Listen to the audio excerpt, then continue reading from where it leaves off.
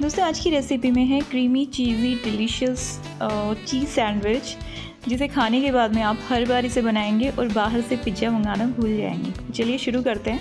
आपको चाहिए 2 bread slices. तो जो दोनों ब्रेड हैं उनके ऊपर हम मेयोनीज़ स्प्रेड कर देंगे। ये बिना फ्लेवर वाली मेयोनीज़ है, तो सबसे पहले ये वाला स्प्रेड करेंगे। इसके बाद में हम बारीक कट करके कुछ वेजीज काट लेते हैं, जैसे capsicum, tomato, onion, green chilli. तो इन सबको बिल्कुल बारीक कट कर लिया है, इन्हें भी स्प्रेड कर दीजिए। और इसके बाद में हम तीसरे स्टेप के तौर पे हम क्रीम चीज़ का इस्तेमाल करेंगे। आपके पास अगर प्रोसेस चीज़ है या पनीर क्यूब्स है तो आप वो भी इस्तेमाल कर सकते हैं। तो मैं यहाँ पे इसका फ्लेवर बहुत अच्छा आता है, ट्राई करके देखें। ये क्रीम चीज़ है और आप इसे क्यूब्स के रूप में डाल सकते हैं या फिर इसे स्प्रेड भी कर सकते हैं। ये बहुत ईजीली स्प्रेड हो जाता है, तो ये भी आप इस पर अप्लाई कर दीजिए। और इसके बाद में मैं यहाँ पे कुछ चिली फ्लेक्स ले रही हूँ, रेड चिली फ्लेक्स, तो उसे भी इवनली स्प्रेड कर दीजिए। इसके बाद हम ऐड करेंगे तंदूरी मेयोनीज़। इससे बहुत अच्छा फ्लेवर आता है, तो आप ज़रूर ऐड करें, काफ़ी अच्छा लगता है सैंडविच में। तो इससे भी इवनली स्प्रेड कर दीजिए। और फिर इसके बाद में हम ऐड करेंगे कुछ स्वीट कॉर्न्स। ये फ्रोज़न स्वीट कॉर्न्स मैं ले रही हूँ, ये और पहले से बॉइल्ड होते हैं, तो ये भी आप डाल दीजिए। और अब इसके बाद में हम थोड़ी सी मोज़रेला चीज़ जो होती है डाइस्ड वाली, डाइस्ड नहीं है तो आप उसे ग्रेट कर लीजिए, तो थोड़ा सा वो भी हम इस पर स्प्रेड करेंगे, तो इससे काफ़ी चीज़ी फ्लेवर इसका आएगा। तो अब हम इसे इसको कवर कर देते हैं दूसरी वाली ब्रेड से। और अब आपको एक ग्रिल पैन लेना है। ग्रिल पैन नहीं है तो तवा भी चलेगा, और उसे हमने ग्रीस कर लिया है बटर से या ऑयल से, किसी से भी आप ग्रीस कर सकते हैं।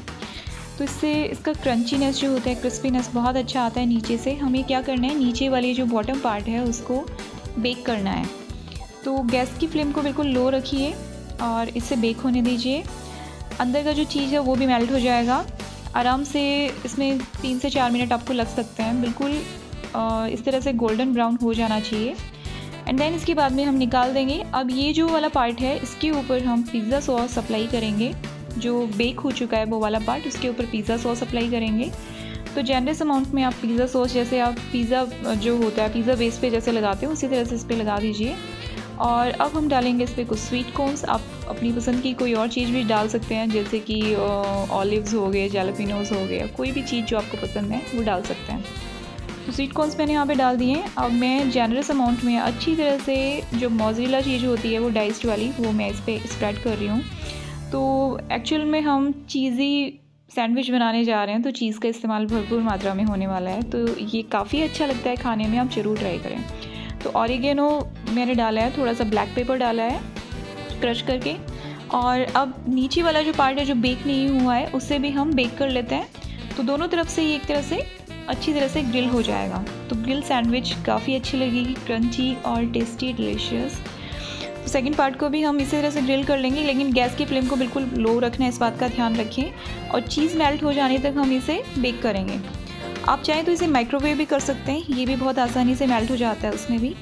अब ये अच्छी तरह से कुक हो चुका है। इसके 4 पीसेस हम कर लेते हैं, हम जितने चाहें पीसेस कर सकते हैं।